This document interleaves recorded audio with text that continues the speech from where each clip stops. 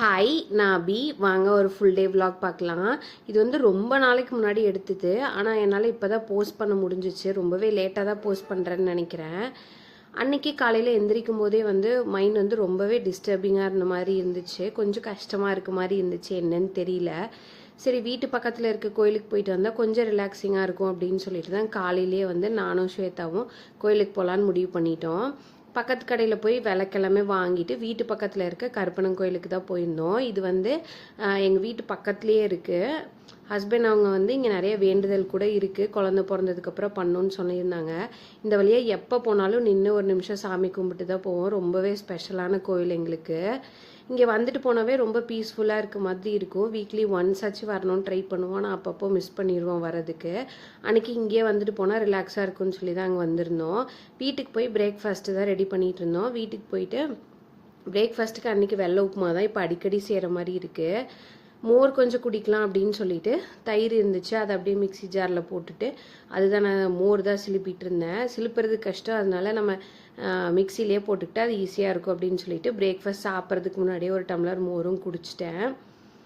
இந்த water level issue இருக்கிறதுனால மோர் அது மாதிரி நிறைய எடுத்துக்க சொல்லியிருந்தாங்க. அதனால அந்த மோரையும் குடிச்சிட்டு அன்றைக்கி கொஞ்சம் வெளியில் போகிற வேலை இருக்குது. ஹஸ்பண்ட் வந்து கார் எல்லாமே வாஷ் பண்ணிகிட்டு இருந்தாங்க. அவருக்கு வந்து கார் வாஷிங் பண்ணுறதே வந்து ஒரு பெரிய தெரப்பி மாதிரி ரொம்ப என்ஜாய் பண்ணிகிட்டு இருப்பார். அந்த அகாரோவில் ஒரு மிஷின் வாங்கியிருக்காரு, அதை வச்சு ரொம்ப நேரம் கார் வாஷ் பண்ணுற மாதிரி இருக்கும்.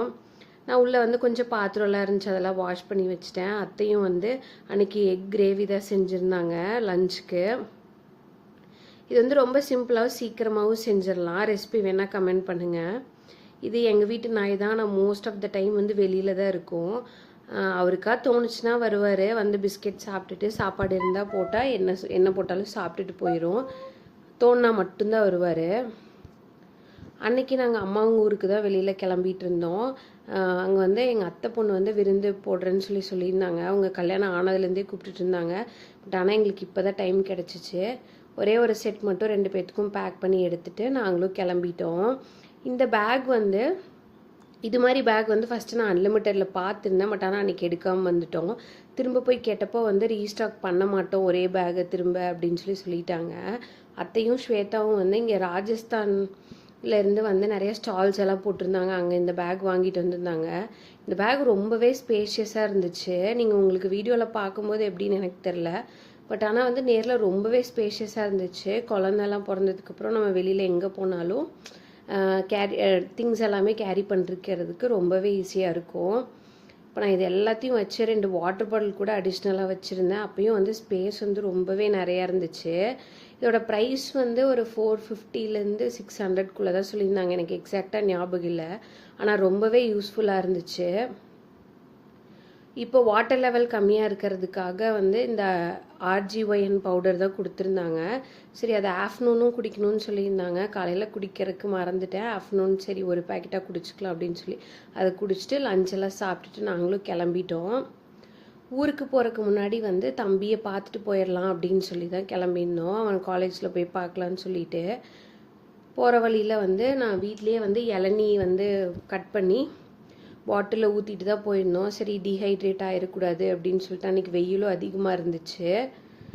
காலேஜ் பக்கத்துலேயே இந்த மாதிரி விநாயகர் ஊர்வலம் எல்லாமே போயிட்டு இருந்தாங்க. ரொம்பவே டிராஃபிக்காக இருந்துச்சு. கொஞ்ச நேரத்துலேயே நாங்களும் திருப்பூர் மெடிக்கல் காலேஜ் போயிட்டோம். தம்பி வந்து ஃபஸ்ட் இயர் MBBS தான் படிக்கிறாங்க திருப்பூர் மெடிக்கல் காலேஜில். அவனையும் போய் பார்த்துட்டு அவன் பர்த்டேக்கு ட்ரெஸ் எடுத்திருந்தேன். ஆக்சுவலாக அதை வந்து முன்னாடி நாளே கொண்டு வந்து கொடுக்குறதா பிளான் இருந்துச்சு. பட் ஆனால் அன்றைக்கி எங்களால் வர முடியல. ஊருக்கு போகிறப்போ நம்ம ஃபஸ்ட்டு போய் அவனை பார்த்து அதை கொடுத்துட்டு திரும்ப ஊருக்கு போய்க்கலாம் அப்படின்னு சொல்லிட்டு தான் காலேஜுக்கு தான் வந்திருந்தோம். அவனையும் பார்த்துட்டு நாங்கள் திரும்ப தாராபுரம் வந்து கிளம்பிட்டோம். போகிற வழி இல்லாமல் இப்போ ரீசெண்ட் அடிக்டாக வந்து கூலி படத்தில் வர பவர் ஹவுஸ் சாங் தான் போட்டுட்ருக்கோம். அது போட்டாலே கார் கொஞ்சம் ஸ்பீடாக போகிற மாதிரி எங்களுக்கே ஒரு ஃபீலு. வர வழியில் தாராபுரத்தில் ரிலேட்டிவ்ஸ் வீட்டுக்கு போகணும். கொஞ்சம் உடம்பு சரியில்லாமல் இருக்கவங்களாம் பார்த்துட்டு வரலான்னு சொல்லிட்டு அவங்களுக்கு தேவையான திங்ஸ் எல்லாமே வாங்கிட்டு ரிலேட்டிவ்ஸ் வீட்டுக்கு போயிட்டு ஒரு 6:30 7 போல் ஆயிடுச்சு. நாங்களும் திரும்ப ஊருக்கு கிளம்பிட்டோம். இது ஆக்சுவலாக ரொம்ப நாளைக்கு முன்னாடி எடுத்த வீடியோ இப்போ தான் போஸ்ட் பண்ணுறேன். பிடிச்சிருந்தா லைக் பண்ணுங்கள். தேங்க்யூ ஃபார் வாட்சிங்.